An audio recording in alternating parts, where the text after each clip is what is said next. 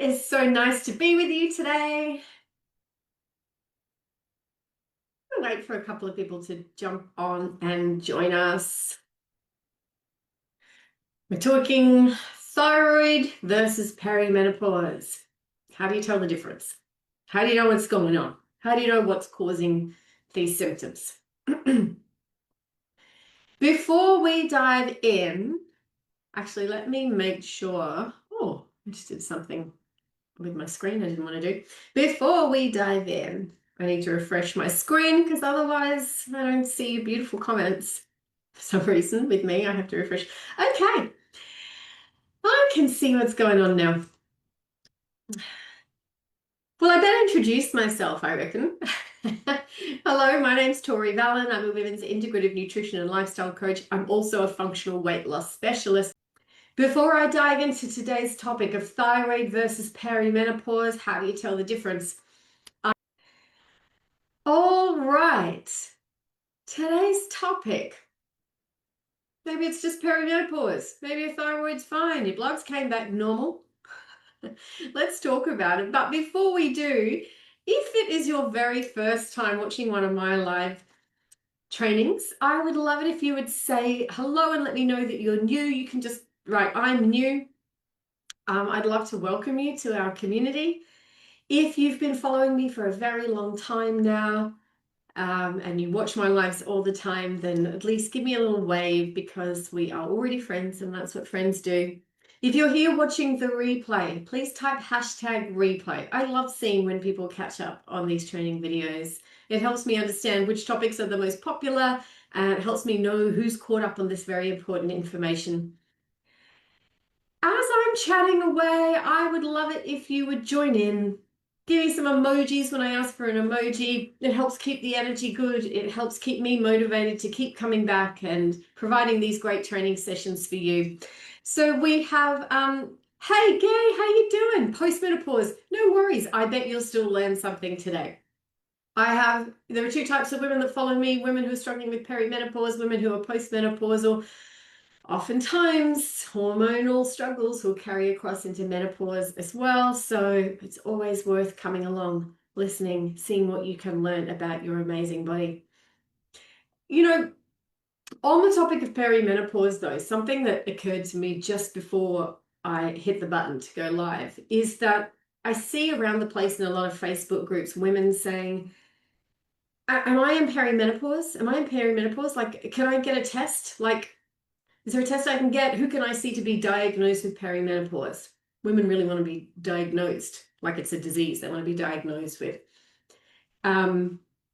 It's easier with menopause because women go like, well, I've had 12 months, I've had no bleed, I guess I'm menopausal now. Perimenopause, women, there's a lot of confusion, there's a lot of hyper-focus.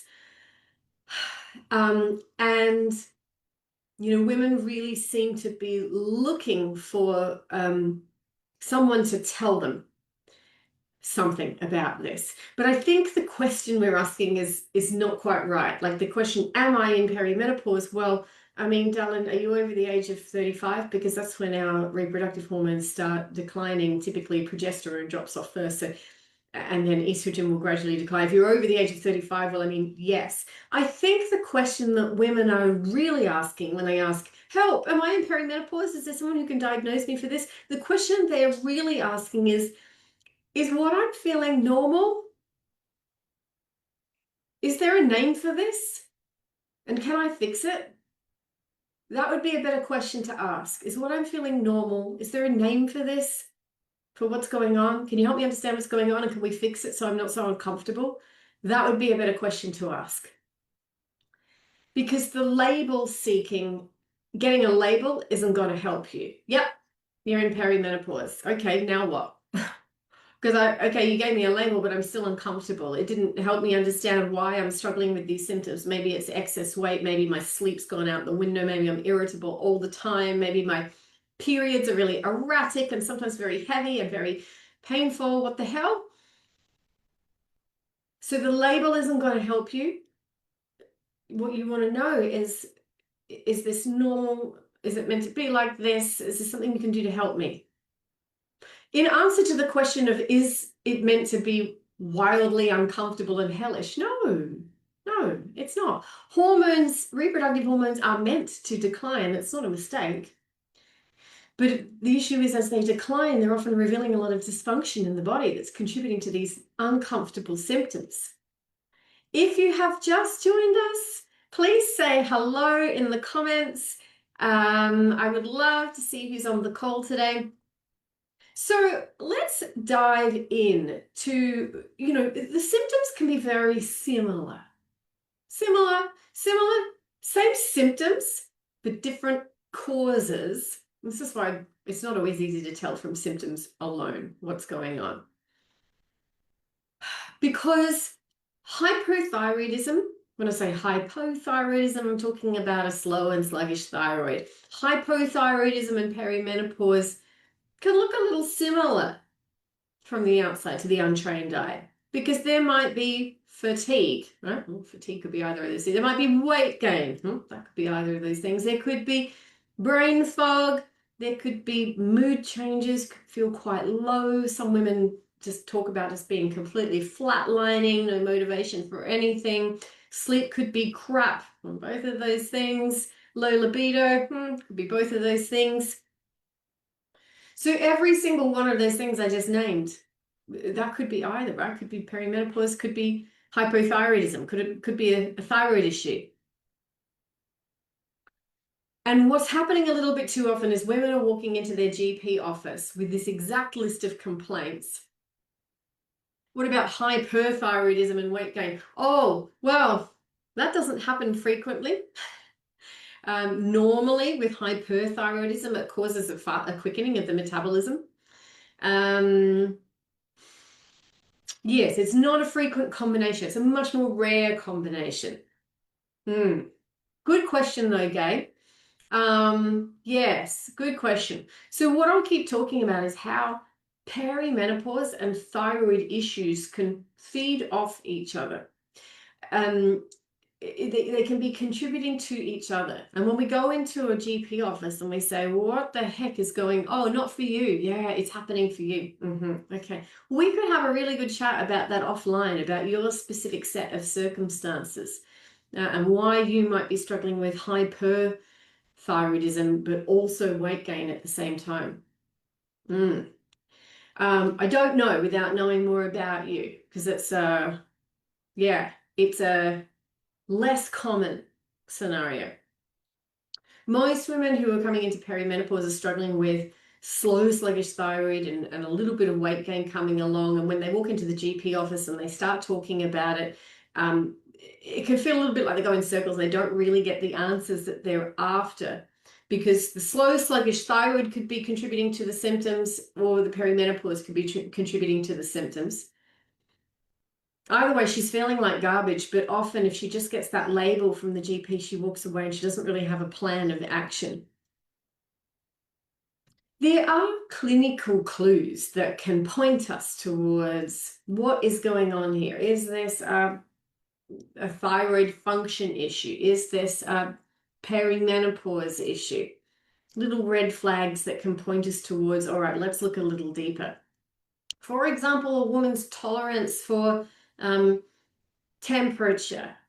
If she's feeling very, very cold, freezing hands and feet all day, that might point us towards, we need to dig a little deeper with thyroid stuff. If she's experiencing, thinning hair and eyebrows, classic sign of thyroid struggles. Constipation that doesn't seem to be shifting, that could warrant looking a little deeper into thyroid. Women whose weight gain is accompanied by a kind of a puffiness, a kind of like, a fluid, dimply kind of appearance, a fluidy kind of appearance might warrant, well, let's have a look a little deeper at what's going on with the thyroid. Any symptoms that don't budge at all with lifestyle change, diet and lifestyle change is really asking for, well, let's look a little deeper. Thyroid needs a little bit of a deeper look. And when I say thyroid needs a bit of a deeper look, I mean not just getting TSH, like an actual full thyroid panel. Because I want to talk about why having normal TSH is not the same as knowing that you've got a healthy thyroid. Because a standard thyroid test that you're getting at the GP, which might look at TSH and might look at T4, is not the full picture. What you really need to work with your GP on is getting the full thyroid panel. You don't want to just check TSH because TSH is not a thyroid hormone. It's a pituitary hormone that's sent from the pituitary gland to stimulate the thyroid to begin to produce T4. When your thyroid produces T4, now we have a storage form of thyroid hormone. It's not ready to be used yet. It needs to be converted. So a proper thyroid panel that looks at everything would be looking at, yes, TSH, but also thyroid storage hormone, which is T4, and also free active T3, which is the form of storage, the form of thyroid hormone that your cells can actually use. But if we want to be comprehensive, we want to look at reverse T3 as well. Reverse T3, you could call it an inactive form. It does the opposite to free T3. It's going to slow everything down. And we want to look at our antibodies, TPO and thyroglobulin antibodies. Because we want to look, is the tissue diseased? And where dysfunction can live is not always in the production of TSH or the production of T4, but beyond that, what's happening after that? Is T4 being converted into the right amount of free active T3 that our cells can use? The conversion is where it isn't happening adequately for a lot of women because of stress and inflammation and gut issues and maybe not the right nutrients on board. If you were only checking T3, you'd miss that. If you're only checking TSH, you'd miss that. So your TSH could fall within the normal range, but your cells are still starving and wanting more active thyroid hormone. And so, yes, we've got to look at reverse T3 as well, because when the body's under chronic stress, the body can produce more reverse T3, and reverse T3 can fit into our receptor sites on our cells, and it can block our cells from being able to take up more active free T3. It's like, if it was like a little lock and key, it's like reverse T3 blocks up the keyhole and active T3 can't get in there. And if we're not getting that full thyroid panel, unfortunately, a lot of thyroid disease can get missed. Autoimmune thyroid disease can get missed. Hashimoto's is frequently missed, and women wonder, why am I still struggling with symptoms? I've seen women who got diagnosed with anxiety, they got diagnosed with depression, and actually they have this early stages of thyroid disease. So those basic thyroid tests that are commonly done are not going to be enough to really tell you if I got healthy thyroid function, good thyroid hormone conversion, if I only look at TSH or TSH and T4. It's not enough information, and women really deserve a lot more data than this to go by. So perimenopause and thyroid aren't separate because the two can be driving each other. It's a connection that's not well understood, and they're kind of not two separate conversations. They're kind of the same conversation because they can amplify each other.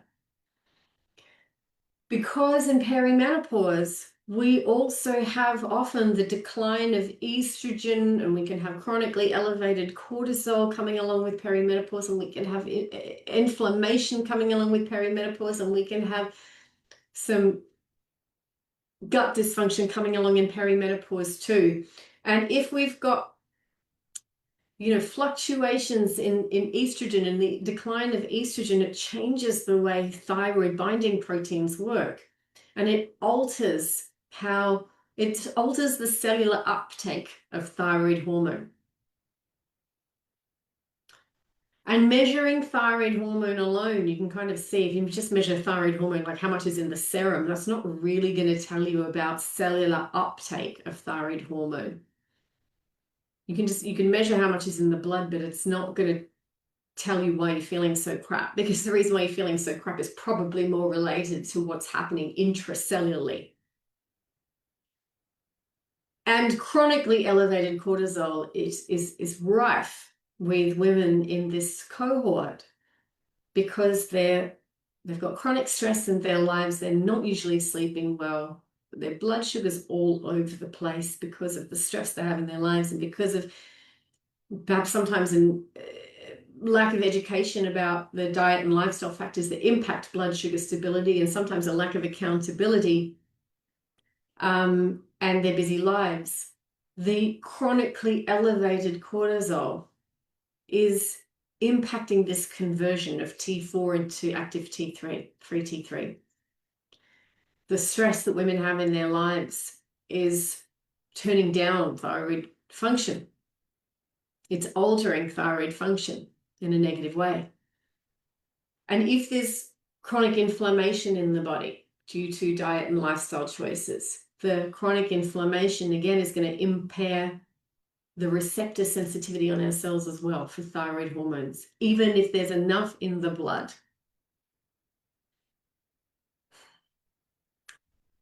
So perimenopause doesn't cause thyroid dysfunction, but perimenopause, as our reproductive hormones begin to decline, in some cases very rapidly, and fluctuate, it can expose thyroid dysfunction and exacerbate thyroid dysfunction that was already there.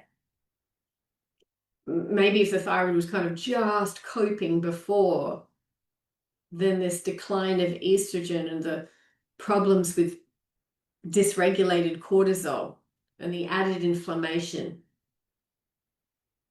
can tip things over the edge. So once we've revealed thyroid dysfunction, we can't just kind of like grip on and wait until menopause arrives and everything will be okay, because it won't, because the dysfunction carries through. And so the answer is we have to address what's driving the dysfunction. And women can be on thyroid medication and still be feeling really pretty awful because the medication isn't enough on its own. If you take an example like giving a woman more T4 only medication, like levothyroxine, you can't just give a woman more T4 and then cross your fingers and hope her body will convert it appropriately and that her cellular receptor activity is good and healthy. Because she might take that T4 and her body might, because of the various inputs, might make too much reverse T3. Do you see what I'm saying? The answer is not more medication. The answer, I hope you guys can all see this, the answer is always working on the foundations and working on the true root causes of the dysfunction. So the path forward is to treat the terrain, not just look at the numbers because they're only one little part of the puzzle. Treat the terrain, treat the environment that the body's woman is in. When I say environment, I also mean that part of the environment. I mean this part of the environment. What she thinks, what she believes, how she perceives her environment, what she's putting into her mouth and chewing up and swallowing, how she lives her life. Part of that terrain is our organ function, because good thyroid hormone conversion happens in the, not just in the thyroid, in the liver, in the gut, in the periphery, in the peripheral tissues. About 60% of this is happening in the liver. So we have to have great liver function. And we have to work on a woman's blood sugar stability, because unstable blood sugars is going to continue to contribute to that chronically elevated cortisol. And we have to help a woman understand how to return her body to healthy cortisol rhythms, because unhealthy cortisol rhythms are going to negatively impact thyroid function. And a lot of women don't understand why they have such unhealthy cortisol rhythms. And we have to help women understand where their inflammatory load is coming from, because if the body is systemically inflamed all over, that's going to contribute to the chronically elevated cortisol, which is going to continue to contribute to thyroid hormone conversion suppression, unhealthy thyroid expression on purpose. It's not a mistake. The body does this on purpose.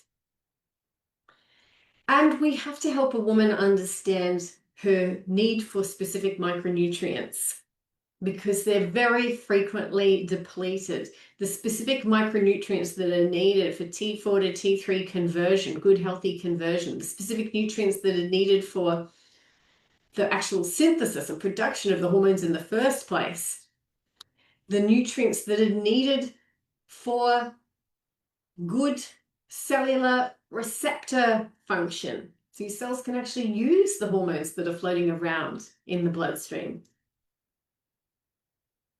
And most women I see in their late 30s, early 40s, and their 50s are terribly depleted. They may not have those nutrients in their diet in the first place, or they might have them in the diet, but they're not digesting and absorbing them well, probably because they're too stressed and their gut isn't functioning well. So when you begin to address the foundations, you get the food right with the specific micronutrients that are needed for hormonal health and for thyroid health.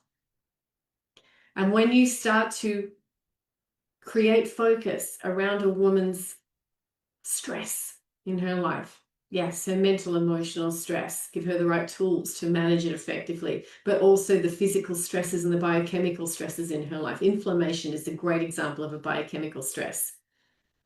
Not eating enough is a great example of a biochemical stress. So it's looking at the diet, it's looking at stress. It's looking at her sleep, the quality, the duration of her sleep, and helping her understand how she can get better, more restorative, deeper, longer sleep, not so much waking through the night. It's helping her understand how movement impacts her thyroid and her hormonal health as well. So no matter what it is it thyroid? Is it perimenopause? Is it both? Is it the gut? Is it my cortisol? Is my cortisol too high? Well, you can't easily answer those questions without proper investigation. And proper investigation is not just blood tests, because you can take a little snapshot of serum, but it's only a snapshot from that moment in time, and you could test it again a day later and it could be wildly different. They're a nice little piece of the puzzle. But a proper investigation includes, the full picture, listening to a woman's experience and looking at how she lives her life. What does she eat? What does she do? How does she think? What does she believe? How does she manage her stress or not? How does she sleep or not? How does she move her body or not?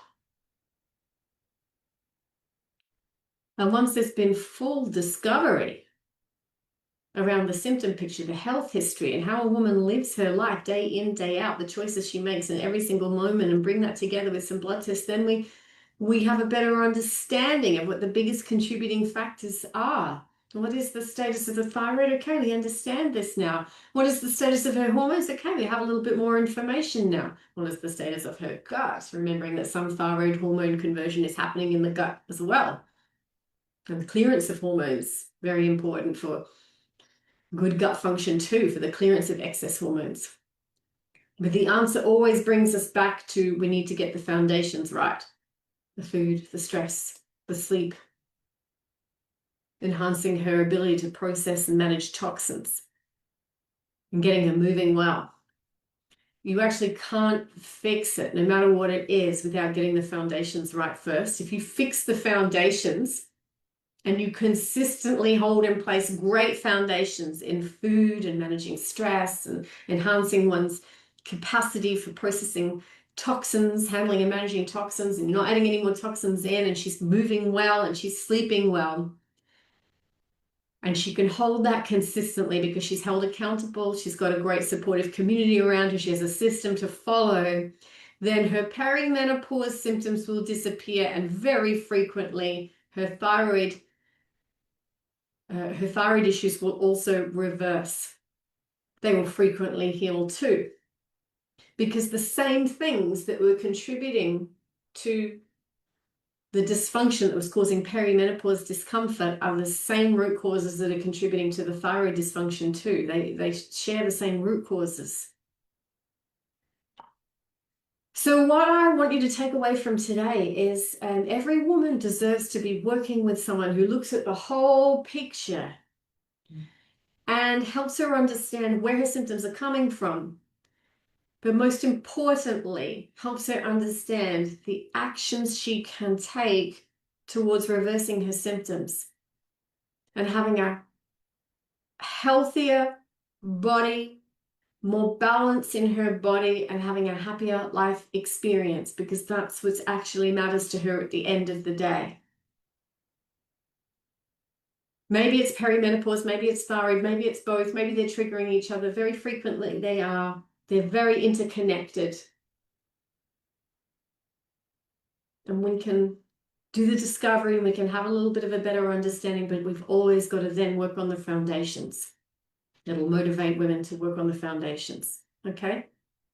And when you do that, then the fatigue will lift and the weight will normalize itself. The weight will fall off and the fog will clear and the sleep will return and you'll start to feel like yourself again.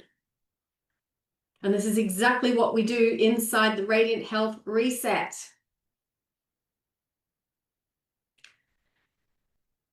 We get the foundations right when we create the environment so that women's bodies will return to balance and they heal themselves. The doors are only open though until 5 p.m. tomorrow. So if you are interested in finding out more information about Radiant Health Reset, you need to type the word Radiant in big capital letters for me so that either me or a member of my team reach out to you with some more information. We can talk about whether it's suitable for you to help you get to your goals. Thank you so much for joining me today, beautiful women. It's been really lovely talking about this intricately interconnected piece of thyroid health and perimenopause. I very much hope that you will join me next week when we talk about another aspect of women's health. Thank you so much. Bye now.